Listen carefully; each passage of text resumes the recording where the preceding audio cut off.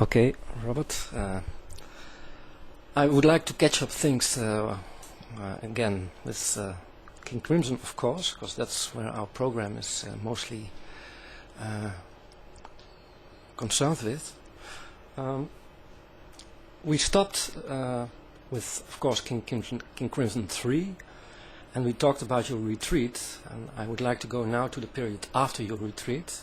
You went to live in New York, and you played with, amongst others, Talking Heads and David Bowie. You made Exposure, and after Exposure and after the solo tour you made, you started to work in a new group again called League of Gentlemen. Would you agree with me if I would say that in retrospect one could say that the League of Gentlemen was a preface to King Crimson 4?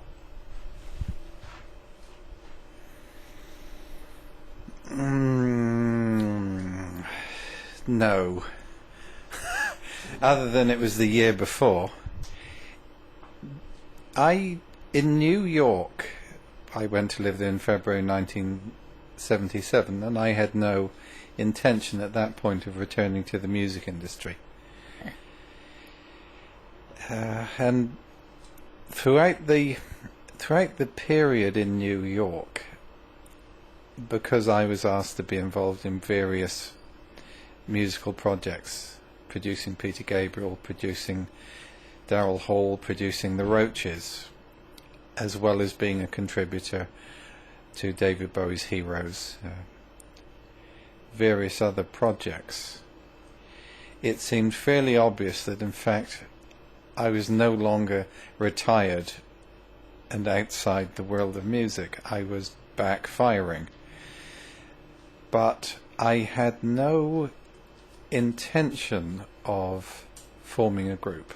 And when in London, and I returned to live in England in December 1979, although my part-time living in New York continued probably for another 4 or 5 years.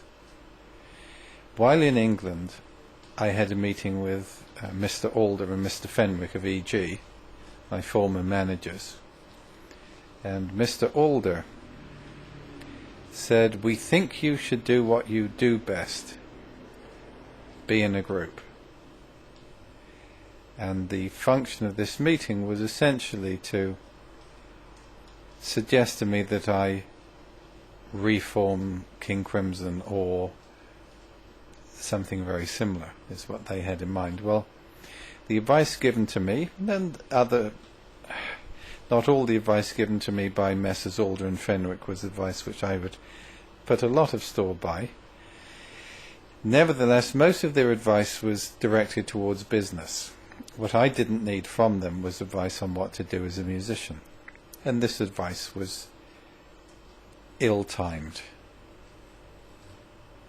I wasn't ready to consider being in a group or forming a group.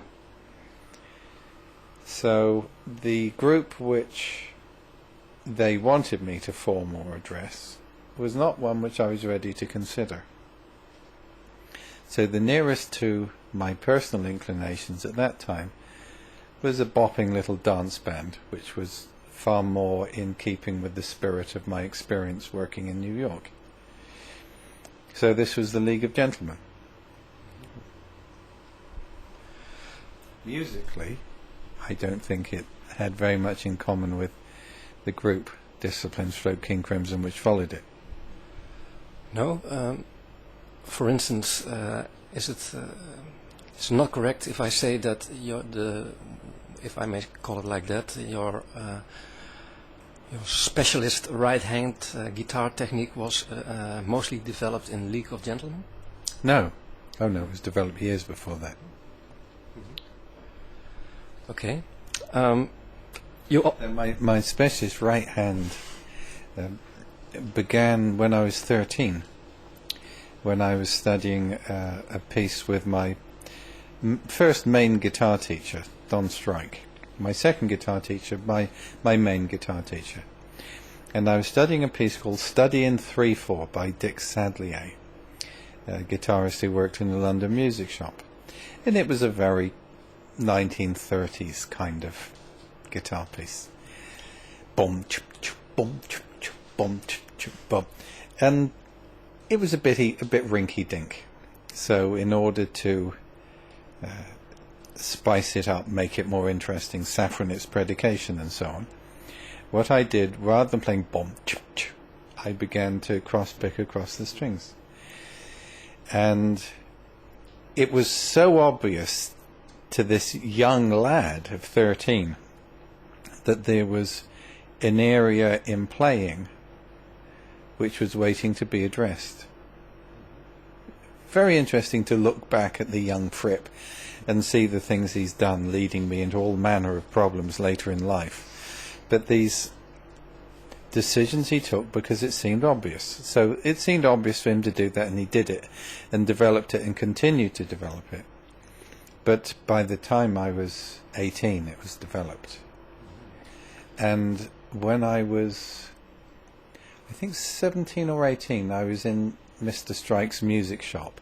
He had a music street shop in Westbourne Arcade near Bournemouth. And I went in on a Saturday afternoon, as a lot of young players would do, to gossip and play instruments and so on.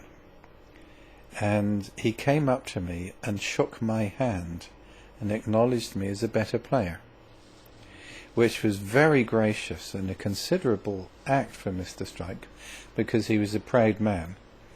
And the implication of what was involved in this didn't really strike me until many years later, when reflecting on it. I had a better sense of what was involved. But I believe one of the particular acknowledgements which Mr. Strike was making was in terms of my developed right hand. So by 1980 in the League of Gentlemen, my right hand was already well where it was going. But you always said about the League of Gentlemen that it was, as you called it, a second division group, more, maybe even a third division group, meaning it was more experiment. It was more fun. Its aims and aspirations were pitched at going into a club and getting people dancing and having a good time. But of course it came with a weight of expectation from the audience. The audience expected King Crimson. I'm not sure quite what they did expect, but they didn't expect a dance band.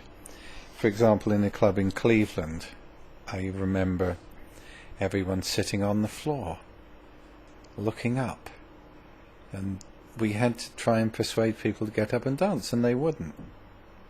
There was a venue in Washington, D.C., where the dance club had seats and tables all over the dance floor, which led to considerable difficulties. We considered withdrawing, refusing to play unless there was a space cleared, and a minimal space was cleared.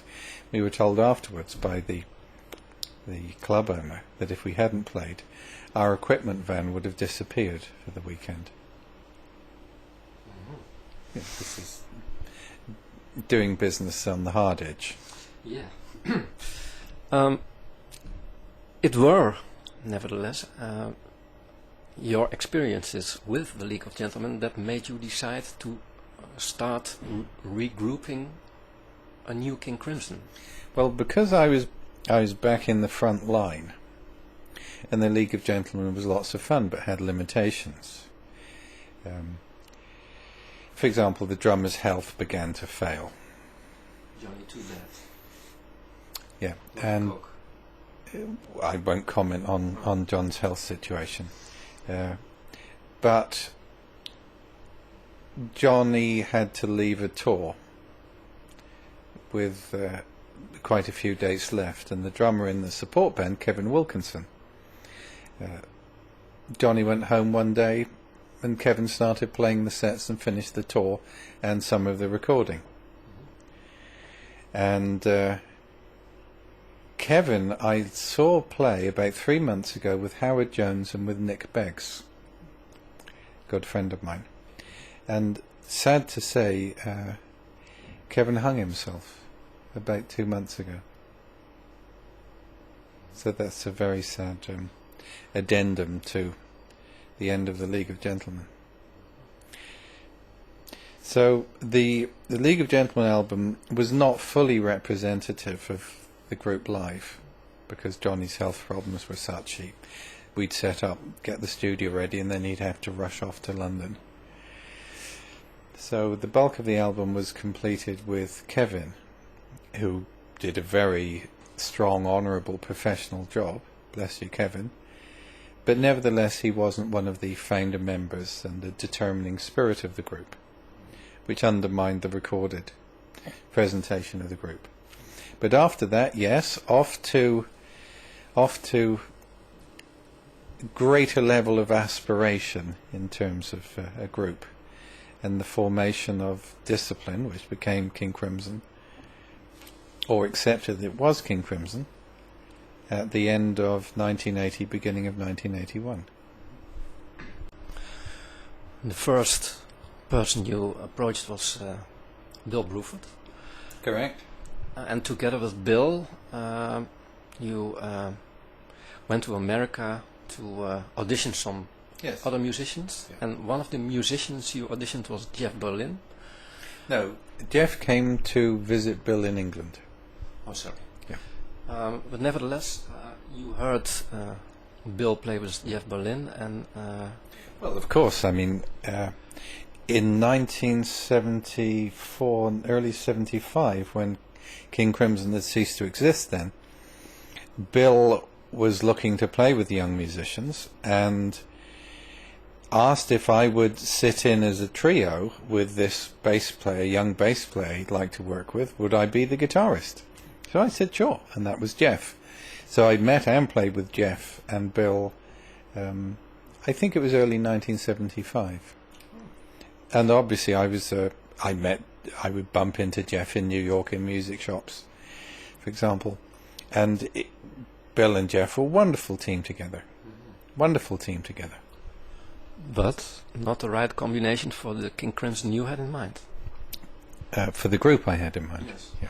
So you had very concrete ideas, I presume, about... I had a strong sense, yes. I had a strong sense. I might say that Jeff and Berlin, listening to them play together at Bill's in the music room, stunning duet, nothing more was needed. Stunning duet, nothing more was needed. Quite sufficient in themselves. But too busy. Those aren't the words I'd use. They were, as a duet, they were entirely self-sufficient. Mm-hmm. But it wasn't the character of a rhythm section which was appropriate for what I had in mind. What can you say more about the sense you had of the new? Well, if you listen to the Discipline album, you'll get a sense of it. New in the new King Crimson formation is that there are now 2 American musicians in it. Yes, Adrian, I met at the bottom line. I'd gone to see Steve Reich Ensemble, and Adrian was there with David Bowie. So David introduced us, and Adrian said, let's have tea. So we met in a hotel for tea in New York, and Adrian was obviously on tour with David, and we got on well. And I suggested to him that this might be something he'd be interested in. So he came to the rehearsal room in New York, in Manhattan, and we tried several bass players, and one of the bass players who came by was Tony Levin, who played Lark Songs in Aspic Part 2 without ever having heard it before. A remarkable version. One of the best times we ever played it. And Bill had this 17 figure, which became the rhythm section figure for the piece Discipline. And he'd been trying to show several bass players how to learn it, without a lot of success. And Tony came in, Bill played it to him, and Bill said, I remember this, Bill said it's in 17, and Tony said, I know. And he learned it incredibly quickly. So at that point, Tony wasn't quite sure whether he wanted to be in or not, but decided maybe he would. So we had a four-piece, and I went back to England, and I got a phone call from Adrian saying he changed his mind and he wasn't going to join. And then I had a phone call from Tony in Paris, where he was working, I think, doing a session, and he said he decided not to join too. And this was at the, now I believe, this was beginning of 1980. 81, beg your pardon. This was, maybe this was now December 1980, I think. So there's back to Bill and myself. With Adrian and Tony, neither of whom were prepared to commit to an extended period of time as a group. What made them change their mind? I have no idea. They never told me that. What we did was said, all right, well look, are you interested then in making an album? You don't want to join the group? Fine. Would you like to maybe make an album? We'll rehearse, do a short tour, and then record the album. All right, they said. So they never joined the band. They just rehearsed, went on tour, made the album for 3 years in a row, I guess. Did you accidentally record that rehearsal with Tony playing Larkstone's Part 2? No. And a question about Adrian. Did you know his work with Frank Zappa? No, I didn't. No.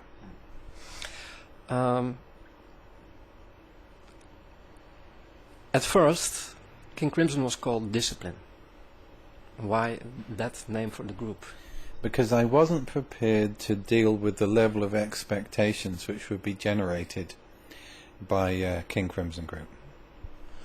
Although you recognized the spirit of King Crimson from the very beginning. The actual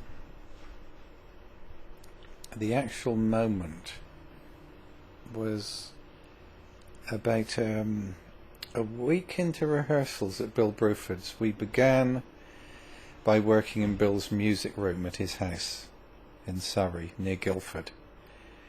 And I was staying in a pub in an adjoining village.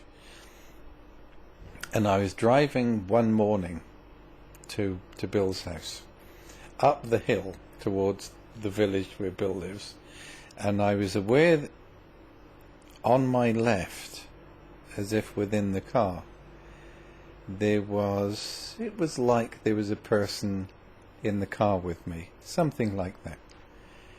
And because these experiences aren't easy to rationalize, just to describe it, and your listeners can accept, reject it, or remain impartial, whatever, I'll just explain what I understood.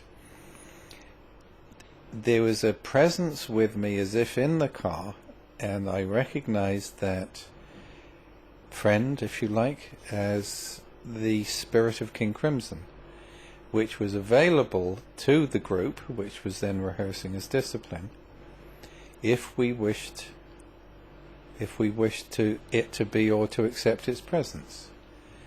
And in a sense this was, we were King Crimson if we wished to be King Crimson, is the simplest way of putting it. So we were then on the road and touring in Europe, and I'd mention it to Bill and Adrian, and they both agreed it was Crimson. And the final decision by the fourth member, Tony Levin, was when he jumped into the Volkswagen bus in Paris before driving off for the next show. And we said, Tony, shall we call ourselves King Crimson? And he said, sure, I never liked the name Discipline anyway. So that was when the band had taken its full decision, and from that point on we were King Crimson. Although I believe the show in London was still advertised and billed as Discipline. And in Paris, the show, although nominally Discipline, was billed ex-King Crimson in, I think, larger letters. Yes. Is it correct that Tony didn't know King Crimson at all before he joined the band? I think that's true. So all the material from the former King Crimson he had to hear after joining himself. I very much doubt if he ever listened to it. Only the pieces which he needed to learn. I doubt if he would have spent much or any time listening to that either.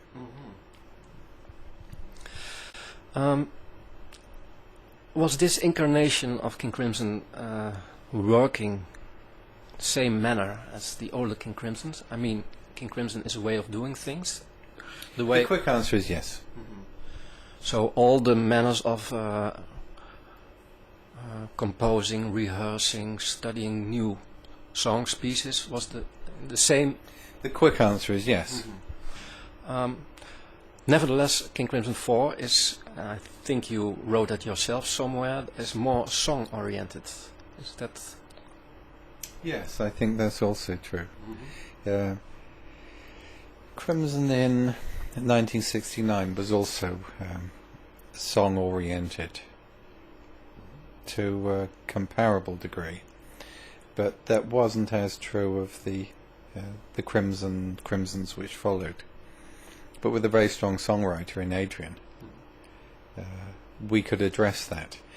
The process of approaching songwriting in Crimson with Adrian remains today the same as it was then, which is essentially Robert goes to Adrian with a particular suggestion accompanied by chords which determine the spirit and the approach and the feel of the piece.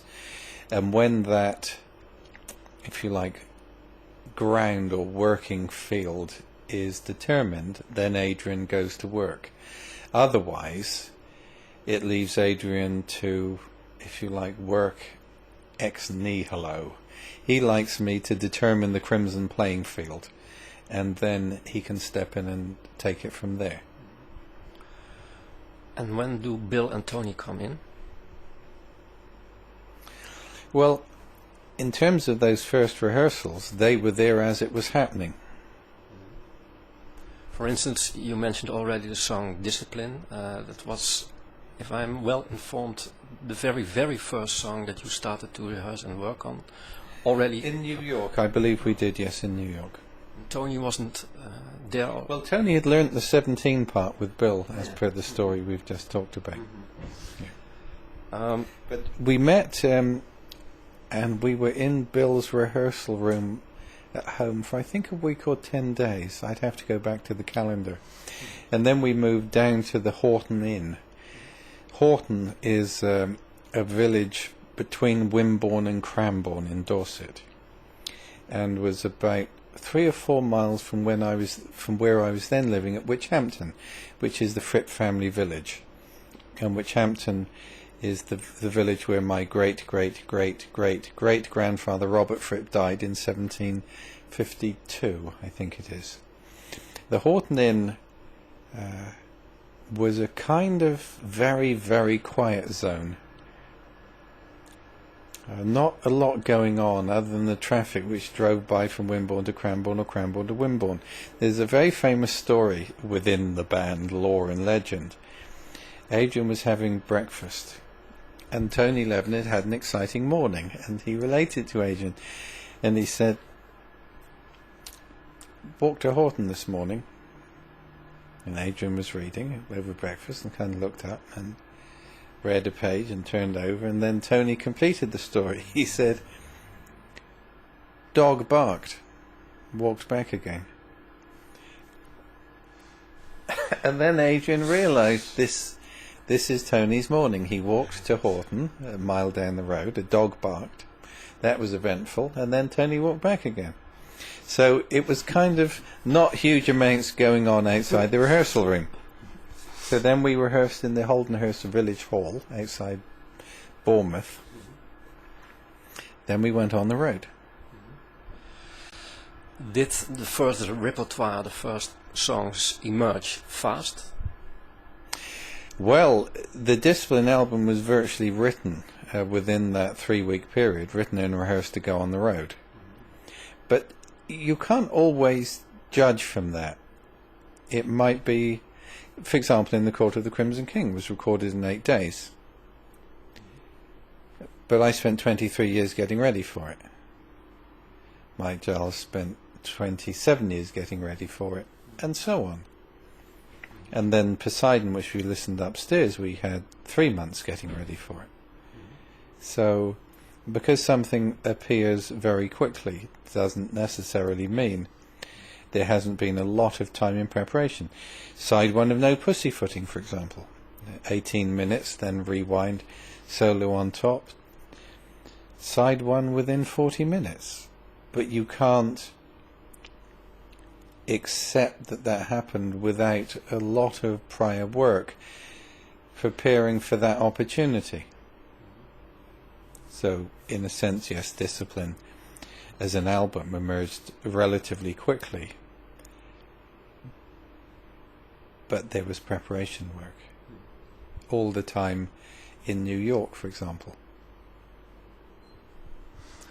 Was it more or less a conscious decision that you integrated, for instance, gamelan influences and African drumming influences in, I would say, the King Crimson vein? The quick answer is yes. Although we then have to get on to what do you understand by consciousness and how can you define conscious and so on. So let's say, was it intentional? The answer is yes. Now in 1969, as part of the musical language, for my own interest, I'd looked to the European tonal harmonic tradition, so-called Western classical music, close commas, extending the vocabulary which was available to young rock musicians, or a young rock musician, rather than just, if you like, the blues repertoire, and the repertoire which came in from America. Well, so-called world music began emerging into the mainstream in the middle 70s. There were 2 very good African music programs on BBC Radio in 1976, I heard them. So that with punk and world music influences, new wave and so on, by 1981 you had a far wider range of musical vocabulary available to rock musicians at that time. So yes, you have notions of gamelan, African drumming and so on, as well as European tonal harmonic tradition and the American, Afro-American culture, jazz, blues and so on, all available. And probably what you could not do was actually do very much of the European tonal harmonic tradition in 1981 because of the amazing hostility and prejudice which had developed considerably in the English music press towards so-called progressive rock or art rock or whatever other silly label needs to be applied. And any vocabulary which was reminiscent of the early 70s, the hostility immediately would descend and kill anything before it moved. And it's still going on. It changed actually in 1992 with an article in Wire magazine, which was, I believe, the beginning of a deliberate attempt to rehabilitate King Crimson. By about 1995, it began to be accepted that maybe some of the music was worth listening to. And by about 1997-98, it was accepted that whatever else was going on in the so-called progressive music generation, and whether it's acceptable or unacceptable, King Crimson was nevertheless a band which can't be lumped in with the movement as a whole and has to be addressed as something which is rather different. Part of that, I think, is because Discipline has made available live recordings of the group throughout its period, so that a new generation of listeners can draw their own conclusions. If King Crimson is an appalling, pompous, overblown rock group, well, listen to the records and make your own choice. Are there endless, long, widdly guitar solos? Well, I haven't heard any. So make the judgment. And taking the source materials, a lot of the criticisms levelled against progressive rock and so on, it's very difficult to say that's true of the live materials available. The first recording of this new King Crimson discipline was released in red cover. Was this to make clear that there was a connection with the last album of King Crimson 3 called Red? No. No. So there wasn't any connection at all? Well, not at all. I can't possibly say that, or if there'd been no connection at all, it wouldn't have been King Crimson. Of course, yes. The knotwork on there, I mistakenly believed to be a traditional knotwork. I saw it on the cover of a magazine called Impressions, which was released by the Claremont School for Continuous Education, which was a sister school to Sherborne. Mr. Bennett set it up but died before it got going. I saw it on the cover of their magazine, and it struck me that this would be a perfect symbol for the cover of Discipline. What I didn't know is that the design was actually by an American designer who attended the school at Claremont, called John Kirk. And John Kirk was very upset about this and remains very angry and upset to this day. So with the remastering process which is underway, what we'll be doing is changing the cover of Discipline and removing John Kirk's knotwork, and apologies to John, I'm afraid he's upset by this. This is the first time I've been able personally to do this, because with the remastering we're also looking at the artwork again to include more notes inside, for example. So fortunately Virgin are, fingers crossed here, allowing us to change the artwork, and we'll be replacing it with the Discipline logo which the company uses, designed by Steve Ball. John Kirk's own knotwork is actually very close to a knotwork, a 6-point knotwork in a book published in the early 1960s, and had I known it was as close as it is, I would probably not have used it. So whatever, knotwork is an honourable tradition, and the 5-point, the knotwork of potential, will be going on the remastered, reissued Discipline within the next few months. In a few interviews you have stated that to make Discipline, first album of King Crimson, you had to sign a contract to release 3 records. I didn't actually sign the contract, but I made an undertaking. Yes. And you stated this to say that, well, to make a jewel like Discipline, you have to put out records which aren't maybe 100%. I wouldn't quite express it like that, because you don't go into a studio to make a second-rate album. What I will say is that the Discipline for me was a unified album. And what generally happens with King Crimson is that people come in and are prepared, when presented with perhaps a new way of doing things, a new vocabulary, a way of abandoning perhaps cliched or traditional ways that they might approach the instrument. People are prepared to take that on for a year. But after a year, then it's, well, we've done that, that's rather nice, those nice interlocking guitar lines, we've had that, and you know, I haven't hit my cymbals for a year. Well, I'd really like to start hitting them again. And for me, what happened was the focus, the sharp focus, and the integrated nature of the thinking and playing began to loosen. So for me, the music lost focus. And that started rather soon. With beat, yeah. Yeah, with beat already. Yeah.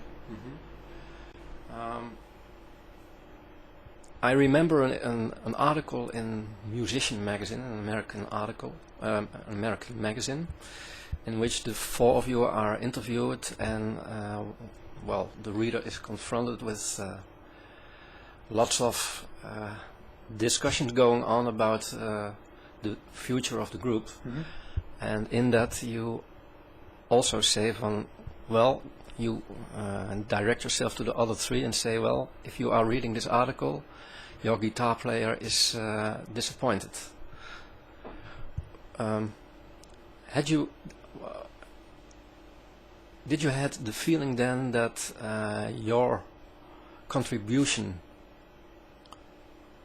in King Crimson then was that they didn't take care enough of your contribution to the ongoing of the group? Let me put it slightly differently. I was going through my journals. I've just moved house, and huge amounts of memorabilia was packed up. Last week I moved piles of equipment like my first pedal board that was used on the road with Crimson and so on, right back in the early days. And I moved my journals, which are currently under a desk in the room where we did the last interview. And I opened one of these journals for 1984, and I came across a quote from Bill, which I'd recorded in the journal, where Bill was saying this is what Bill wanted for King Crimson. And he said what he wanted was an album a year with 3 pieces on it. So what Bill wanted was one King Crimson album a year that had 3 pieces on it. Well, that's what he said. 3 pieces on it. How would you interpret that? And my understanding was, essentially, Bill wanted 3 pieces on there to present what Bill thought.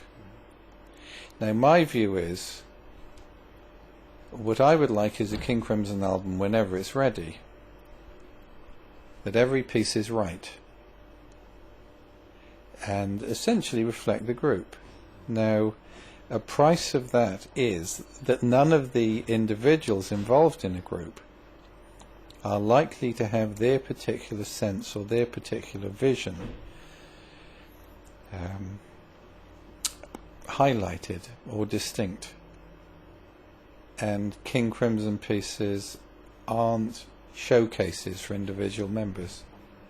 That might happen as almost an accidental outcome of it. So here's the difference in thinking. Bill wants one album a year that he has 3 pieces on it. I want an album whenever it's ready that's right for everyone. That is the group, which means everyone in the group will probably be frustrated. So another way of looking at this, coming back to what we've been said, for a year people are prepared generally to forego what they would individually like, and after that they say, well, I'd like to do this. And my concern is to the group. So were the other players not taking enough interest of me? That's not quite how I'd put it. I'd say there perhaps wasn't a sufficient concern for the group identity. From my point of view, I felt that after the first year we've established a new vocabulary for a rock group working together, and I would hope to develop that and take it further, at least as a foundational springboard, rather than going back to, well, you know, I'd like to do things the way I normally do things. So at the end of the show in Montreal, our commitment had been honoured. We had 3 albums. That commitment had been honoured. We had no more work planned, and we didn't sit down and say, shall we break up? There was no more work booked. And that's it. We ceased to exist. No one phoned me up and said, shall we do another album? No one phoned me up and said, shall we do another tour? No one phoned me up and said, shall we meet and have a rehearsal? So I carried on with my life, which meant simply, at that point, retiring from the music industry for a second time, as in 1974. This time I went to Claymont Court rather than Sherborne House, the sister school, to allow the future to present itself without any restraint on what that future might be. And that future became Guitarcraft. And my wife. Two things happened which I couldn't possibly have anticipated. One was the beginning of Guitarcraft in March 1985, and the other was meeting my wife. Which you married in May 85. I met her briefly in 1983 at a music therapy lunch in London. Mr. Alder, foreman manager, was the treasurer for music therapy and helped establish it as one of the major charities supported by the music industry. When he begun this in the 1980s, he was anticipating being awarded a knighthood for his charitable services. That never actually took place. But at the 1985 lunch, on the way from the EG office, in a car with Sam Alder, was Toyah and myself, and I asked her if she'd help me make a charity record for the school of young person's school which Claymont was running. And she said yes, and it was while working on that my heart was lost to this wonderful little woman. So at that time, 1985, something very different has occurred, both personally and in my work as a musician. And my work in Guitarcraft is the most valuable work I've done in music, without any hesitation to say. Why?